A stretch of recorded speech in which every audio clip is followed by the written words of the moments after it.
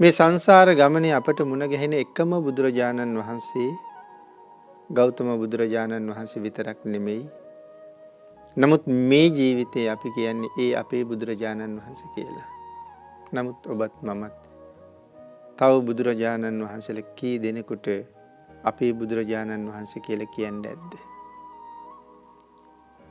කලාතුරකින් බුලෝකේ පහළ වෙනවා. නමුත් බුදුරජාණන් වහන්සේලා ලක්ෂ ගණන් ලෝකෙ පහළ වුණා. ඒ බුදුරජාණන් වහන්සේලාගේ ශාසනවලත් අපි නොහිටිය නෙමෙයි පින්නතුනි. අපි බණ ඇහුවේ නැතුවත් නෙමෙයි.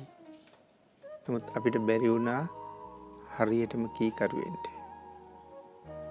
භාග්‍යතුන් වහන්සේ දැක දැක බණ අහන්න තිබුණ කාලේ අපි සමහරලාට බණ අහන්න යන්න නැතුව ඇති.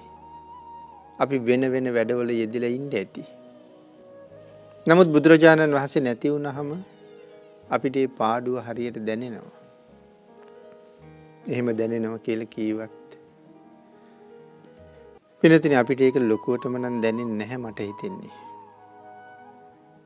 අපි එක්ක ජීවත් වෙච්ච කී දෙනෙකුගේ ජීවිත අහිමි වුණාම අපේ ඇස්වලට කඳුලක් ආවද? ඔහු මට ගොඩක් හිතවත් කෙනෙක්. ඔවුන් අපිට ගොඩක් ලෙන්ගතු අය. ඒ මගේ පොඩි කාලේ ඉඳලා හිටපු යාළුවෙක්. නමුත් අපි කාගේවත් ඇස්වලට කඳුළු ආවේ නැහැ පින්නතනි භාග්‍යතුන් වහන්සේ පිරිනිවන් පෑවා කියහම. ඒ කියන්නේ භාග්‍යතුන් වහන්සේ අපිට එච්චර දැනුනේ නැහැ කියන එකයි. පාඩුව දැනිලා ආවල් තැනක බුදුරැස් විහිදෙනවා කියලා කීවත් අපි අද පුදුම කැමැත්තක් තියෙන්නේ බලන්න. චෛත්‍යයක් ළඟ වාඩි වෙලා බණ අහන මොහොතක සමහර කෙනෙක් කොත් කැරල්ල දිහා කී පාරක් බලනව ඇද්ද? එහෙමවත් රශ්මියක් දැකගත්තොත් කියලා.